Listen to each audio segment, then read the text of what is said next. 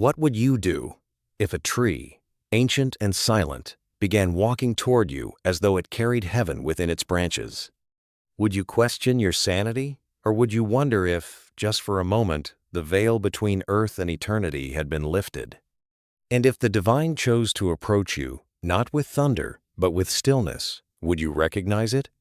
My beloved, there are moments when heaven draws near so gently that only a listening heart can perceive it.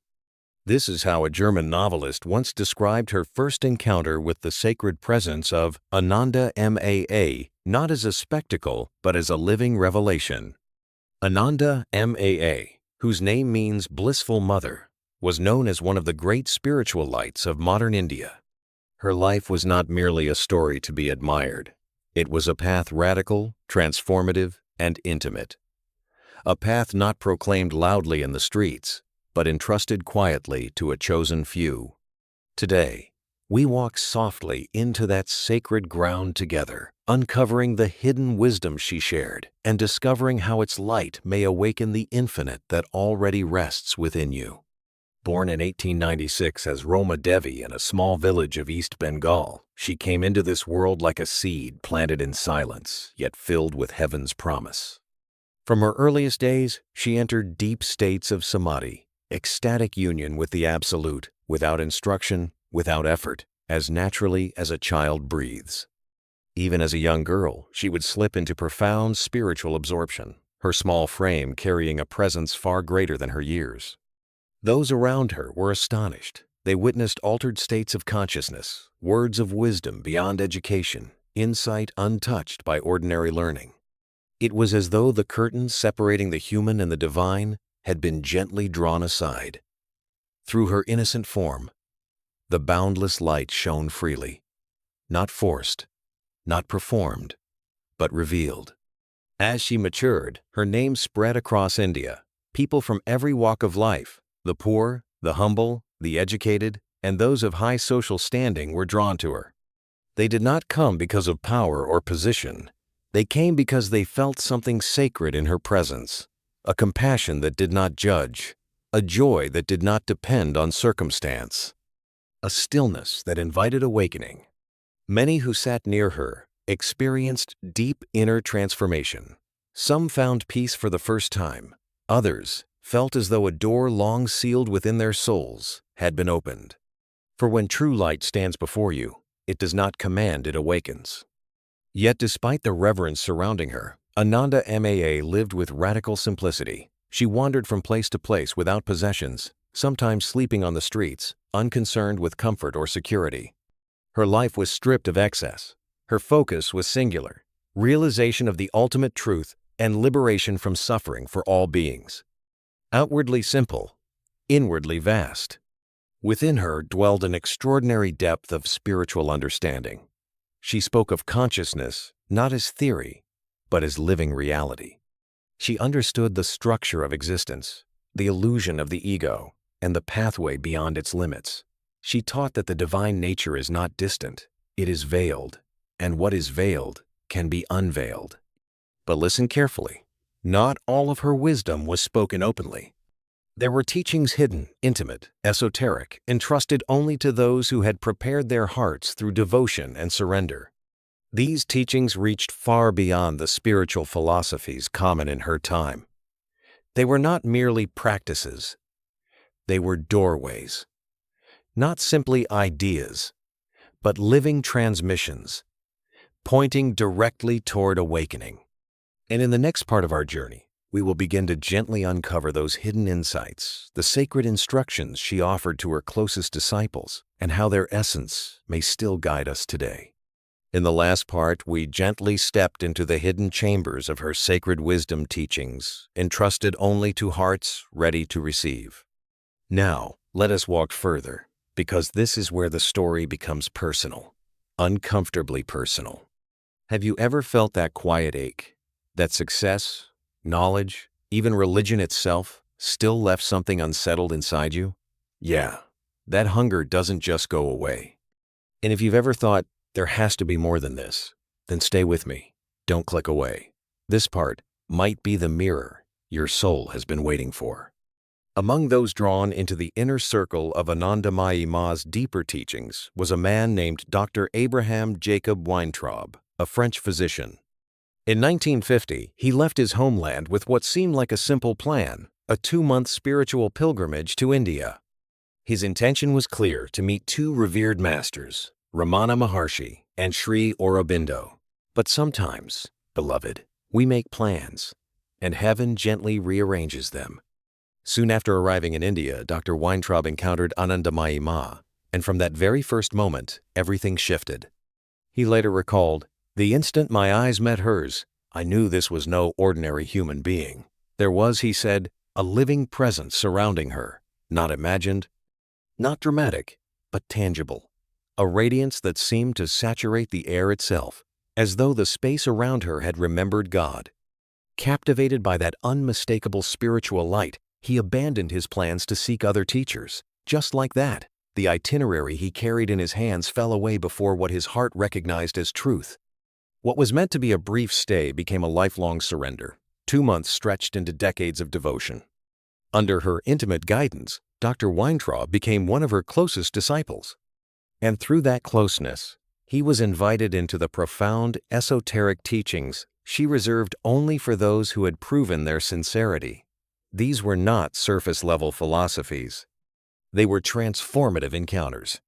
And slowly, patiently, his consciousness was reshaped, not through force, but through revelation. He was guided to recognize directly what had always been within him, his own boundless, eternal nature. Can you imagine that? A physician trained to heal bodies, now discovering the healer within his own soul. In a beautiful reversal, the French doctor eventually embraced monastic life. He became known as Swami Vijayananda, the victory of bliss. The name itself reflected the spiritual triumph he had realized through Ma's grace. It was not a victory over others, but over illusion. Not conquest, but awakening. For nearly 60 years, Swami Vijayananda remained in India. 17 of those years were spent in solitary retreat in the Himalayan mountains, years of silence, contemplation, and communion. He became a bridge between East and West, welcoming Western seekers to Anandamayi Ma's ashram in Kankal, where her sacred shrine rests. Until his passing in 2010, at the age of 95, he was regarded as a living embodiment of her teachings. Those who met him often described him as a gentle grandfather, warm, luminous, deeply present. His life itself testified to the transformative power hidden within Ma's wisdom. And at the very heart of those teachings was something radically simple, yet profoundly unsettling. She taught that beneath your personality, beneath your story, your wounds, your achievements, your fears, there exists a timeless, unconditioned awareness, your essential being. You are not this body. You are not this mind. You are not these passing thoughts or emotions, she would say. What you truly are has no form, no name, no beginning, no end. It is eternal consciousness, the very ground of your existence. And through deep self-inquiry, through courageous contemplation, her closest disciples were guided to investigate this awareness directly, not as a concept, not as theology, but as living experience. By loosening their identification with the shifting contents of consciousness, the noise, the roles, the narratives, they began to abide in that silent, unchanging presence beneath it all. So let me ask you gently, if you are not your thoughts, then who is the one aware of them?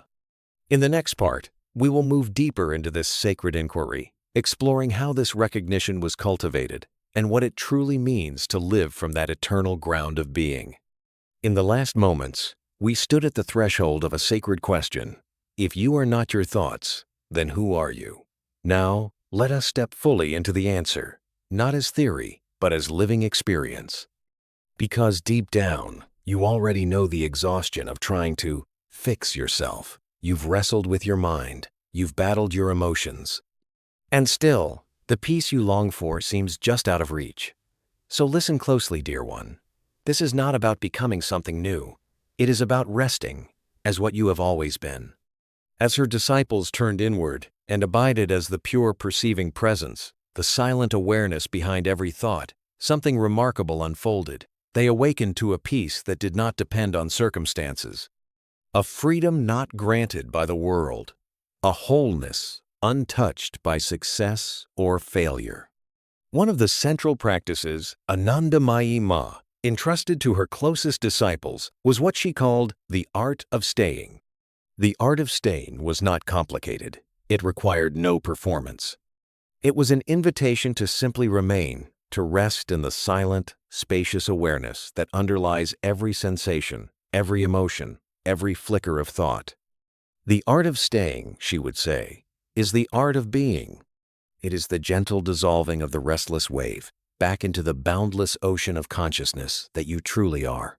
As her disciples deepened in this sacred resting, the illusion of the ego began to lose its grip.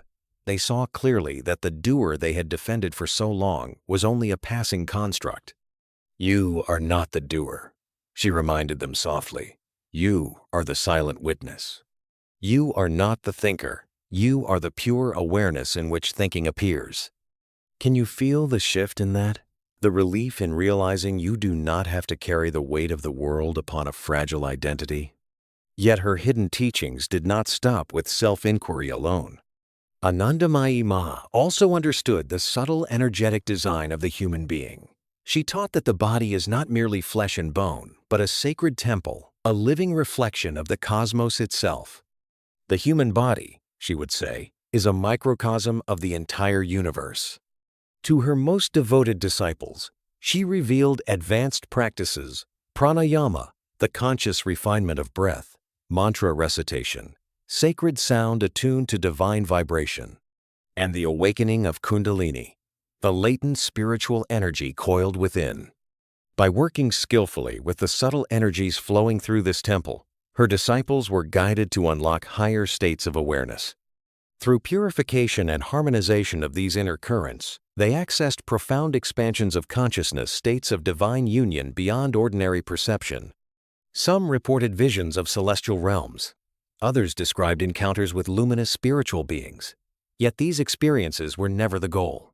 They were signs along the path, reminders that reality is far vaster than the senses suggest.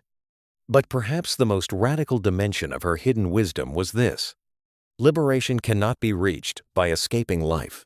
True freedom, she insisted, comes only through embracing the totality of existence, the pleasant and the painful alike. Suffering is the gateway to freedom, she would say, not because suffering is desirable, but because resistance is the true prison.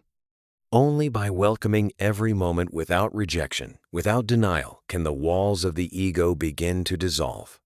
When her disciples surrendered fully to the present moment, with openness, curiosity, and reverence, something extraordinary happened. Their conditioned patterns loosened. Their habitual reactions softened. The barriers that confined them to a small, fearful identity began to crumble.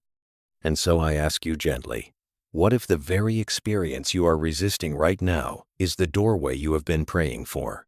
In the next part, we will explore how we, as modern seekers walking busy and complicated lives, can begin to embody this profound wisdom, not in isolation on a mountain, but right here, in the midst of our daily world. We have walked through her hidden teachings, and now the question gently rises before us. How shall we live this truth in our own restless modern lives? Not in theory, not in imagination, but here where you are. Because, let's be honest, it's one thing to admire wisdom. It's another thing to embody it. And maybe part of you is wondering, this sounds beautiful, but how does this help me on a random Tuesday when my mind won't stop racing? Stay with me. This is where it becomes real. Here are the essential principles drawn from Anandamayi Ma's hidden path, not as rigid rules, but as living invitations. 1. Inquiry into the nature of the self. At the very heart of her teaching was direct investigation, not blind belief, not borrowed conviction, but a courageous turning inward. Through deep self-observation, quiet contemplation, and the gradual release of identification with thoughts and emotions, her disciples discovered something astonishing. The ego they defended so fiercely was not their true identity. When you observe a thought, you cannot be the thought. When you witness an emotion, you are not confined to the emotion. Beneath the shifting tides of personality rests boundless awareness, your essential being. And once this is glimpsed, even faintly, the chains of illusion begin to loosen. 2. Embracing the totality of life. Anandamayi Ma taught that enlightenment is not found by selecting only what feels good. True freedom arises through full acceptance of joy and sorrow, gain and loss, praise and blame. By cultivating openness, curiosity, and reverence toward whatever unfolds in the present moment, we move beyond the cramped identity of me versus my circumstances. What if nothing in your life is accidental? What if even the uncomfortable moments are shaping you into something vaster? When we stop resisting life, we begin to see its sacredness. 3. Working with subtle energies. She understood the human being as more than physical form. Within us flows a subtle current life force energy moving through intricate spiritual structures. Through practices such as pranayama, mantra, and the awakening of kundalini, her closest disciples refined their sensitivity to this inner current. By consciously engaging the breath, sacred sound, and disciplined awareness, they deepened their alignment with the flow of divine energy within. These were not mere techniques, they were doorways guiding seekers into expanded states of consciousness and profound spiritual realization. 4. Devotion and surrender. Perhaps most striking was her humility. "I am just an ordinary woman," she would say. "Any spiritual powers or insights that appear through me are not mine, but the grace of the divine." She did not claim ownership of the light. She offered herself as a vessel. And in doing so, she revealed a secret many overlook. Surrender is not weakness, it is alignment. When we cultivate reverence and a willingness to be guided by something greater than our personal will, we open ourselves to transformation far beyond self-effort. Have you ever noticed how exhausting it is to control everything? What if surrender is not losing, but finally resting? 5. Living with simplicity and inner focus. Her life embodied radical simplicity. No possessions, no attachment to comfort, no concern for status. Her entire being was oriented toward realization of the ultimate truth and the liberation of all beings. By embracing simplicity, not necessarily by abandoning the world, but by releasing inner clutter, we free ourselves from endless distraction. When the noise softens, clarity emerges. By integrating these principles into daily life inquiry, acceptance, energetic refinement, devotion, and simplicity, we begin to taste the freedom, peace, and wholeness toward which her hidden teachings point. Through direct recognition of our true self, through embracing every experience as sacred, through disciplined practice and heartfelt surrender, we awaken to the infinite divine consciousness that is the very ground of our time. Being. Throughout her life, Anandamayi Ma touched countless souls with her wisdom, compassion, and radiant spiritual presence. Stories of her encounters reveal glimpses of the extraordinary depth she carried. One particularly moving moment occurred when she met the renowned yogi and spiritual teacher, Paramahansa Yogananda. As Yogananda approached, something remarkable unfolded. And in the next part, we will enter that sacred meeting, a moment that revealed even more clearly the recognition between awakened souls. We spoke of living these truths of inquiry, surrender, and simplicity. Now let me show you what that realization looked like when two awakened souls stood face to face.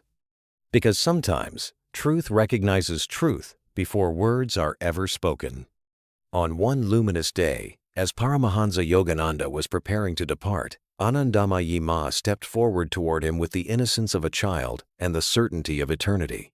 "Father, finally you have come," she exclaimed, her voice radiant with joy. Yogananda was meeting her for the very first time, and yet there was no hesitation in her greeting, no formality, no distance, only recognition. He was visibly taken aback by her spontaneous affection, as though she were welcoming someone long known, not newly met.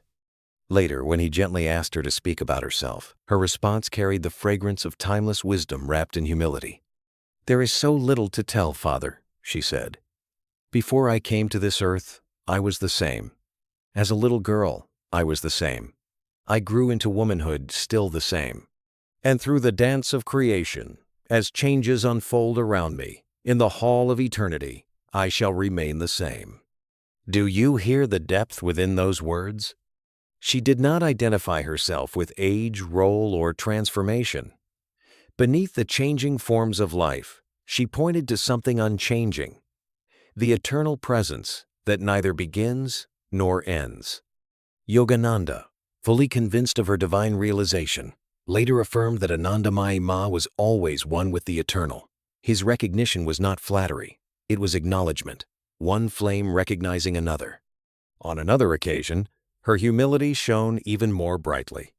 She came upon a poor beggar sitting by the roadside. Without hesitation, she approached him, bowed deeply, and asked for his blessing. The man was stunned. "But I am only a poor beggar," he stammered. "How can I bless one who is so revered and spiritually elevated?" Anandamayi Ma smiled gently. "You are the embodiment of the divine, my child," she replied. "In your eyes, I see the face of the Absolute. It is you who may bless me, for you are the living presence of the sacred in this world." Beloved, can you imagine such vision? To see no hierarchy of worth? To recognize the same divine essence in saint and beggar alike? This was not philosophy for her. It was perception.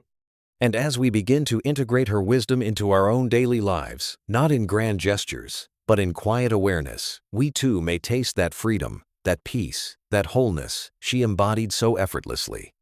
For when we recognize the eternal, unconditioned awareness that is our true self, the doorway to the infinite opens. Not somewhere far away, not after death, but here, within the very ground of your being. This is the essence of her timeless teaching. The divine is not distant. It is your deepest nature, waiting to be unveiled. So let us heed the gentle call of this great spiritual light. Let us open our hearts to the transformative power of her hidden wisdom. And perhaps, as we do, we will discover that the bliss we have been seeking was never outside us at all, but quietly resting within, waiting to be remembered. If this message has spoken to your heart, if even one word stirred something within you, I invite you to continue walking this path with us. Subscribe, stay connected, and let us keep exploring these sacred truths together. Thank you for being here.